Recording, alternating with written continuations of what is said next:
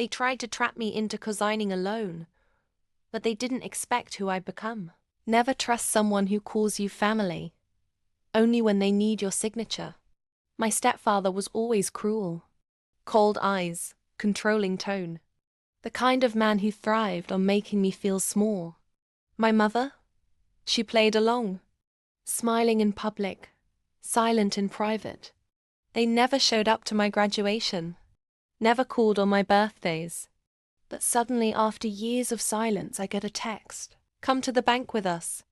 We need your help. Curious, suspicious. But I showed up. Big mistake. Or so they thought. The moment I walked in, something felt off. They were too nice, too rehearsed. The manager greeted us and motioned toward a private meeting room. That's when they dropped it. They wanted me to co-sign a $200,000 loan. No explanation, no apology. Just entitlement. When I said no, my stepfather's mask cracked. His voice dropped. His grip tightened around my arm. You owe us. That's when it happened. The bank manager, a tall woman with sharp eyes, stood behind him, unnoticed. She slid a folded note across the table in my direction. I opened it under the table. If you're being coerced, say, I need to review this with my lawyer. We'll handle the rest. I looked at my stepfather, then at my mother, smiled, and said, I need to review this with my lawyer.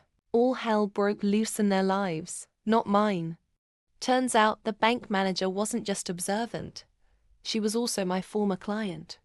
I'd helped her negotiate a messy real estate deal years ago. She never forgot. Security escorted them out. I stayed behind.